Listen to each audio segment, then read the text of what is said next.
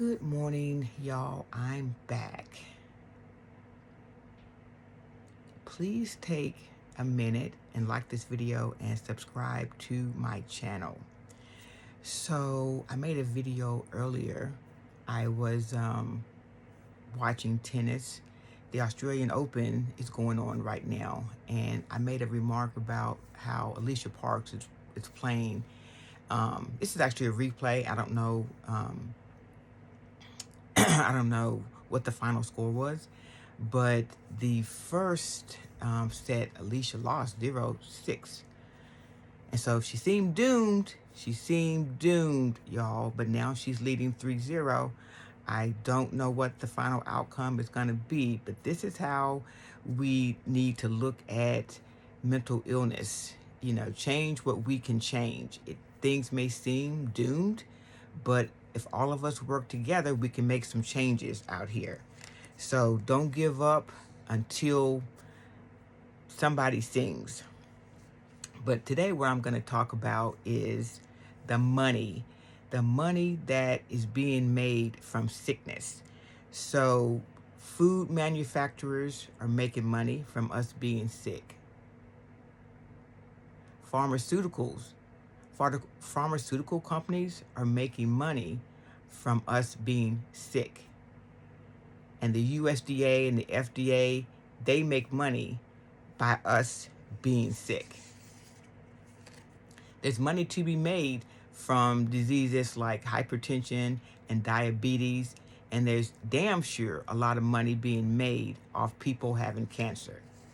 Can you imagine how much money would be lost if there was a cure for cancer?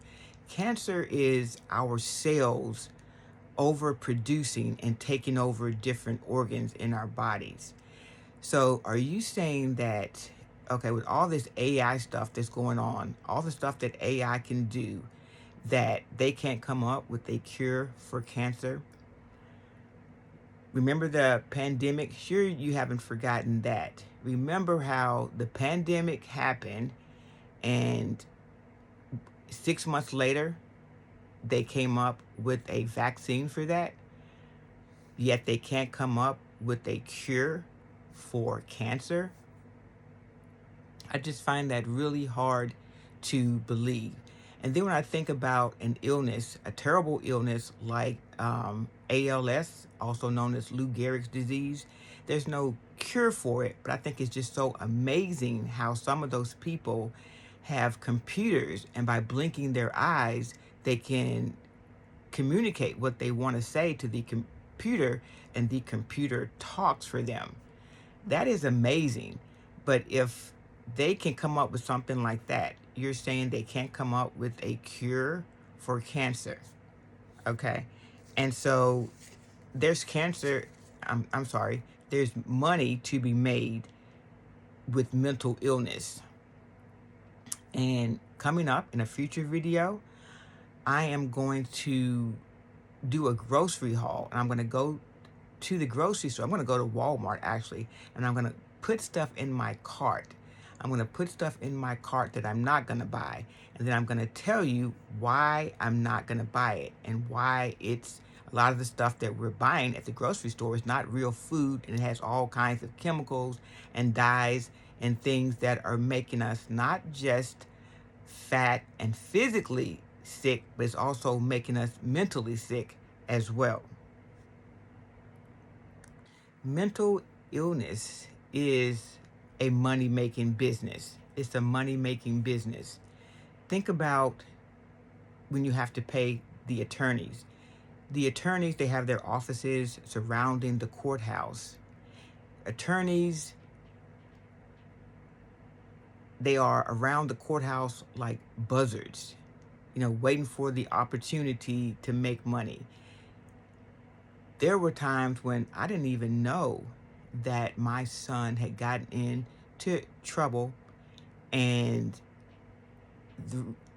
what happened first, before I found out, he was released on his own recognizance, so I didn't know that something had happened. The first indication, though, was when I went to the mailbox and I seen all these flyers from different attorneys, you know, advertising their business. And I'm thinking, wonder why I'm getting this. My son hasn't been in any trouble lately. Why are we getting this? And then come to find out there was an issue and he had been released on his own recognizance. So attorneys are making money.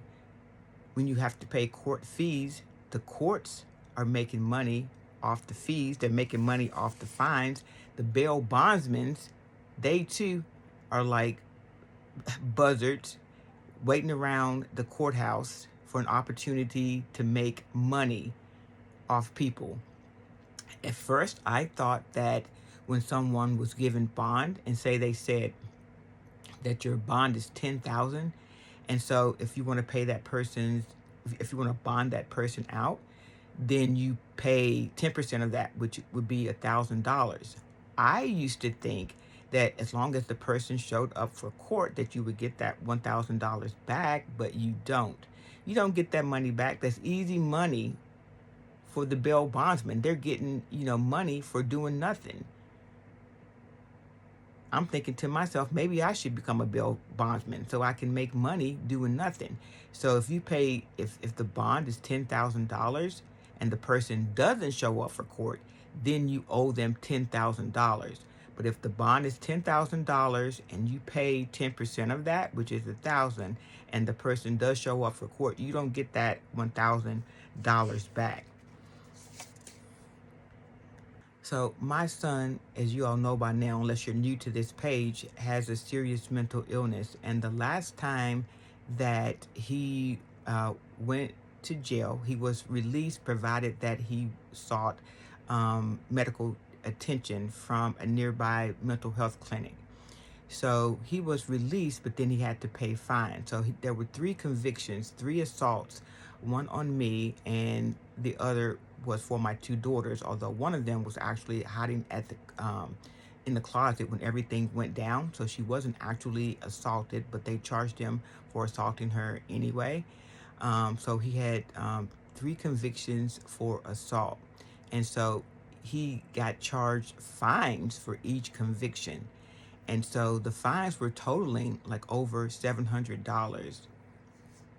So how is somebody who has a serious mental illness, that can't keep a job, that's in and out of jail, in and out of the, I would say in and out of the hospital, but most of the time, if you do, if someone with a mental illness does go to the hospital, it's for like 3 or 4 hours, then they release them. But how is somebody like that supposed to be able to pay $700 in fines?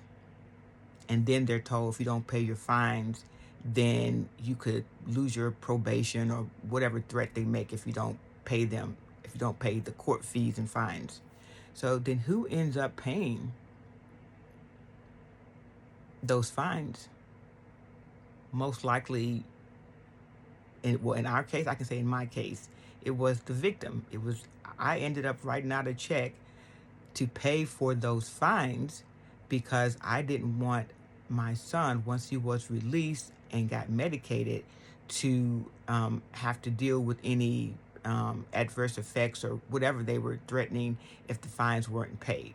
So I'm the person that was assaulted, and I had like 13 of defensive wounds, but I'm the person that ended up paying the $700 because there was no way that my son was going to be able to pay those fines. So as I was saying, there's money to be made in sickness, and there's a lot of money that's being made off people suffering from serious mental illness.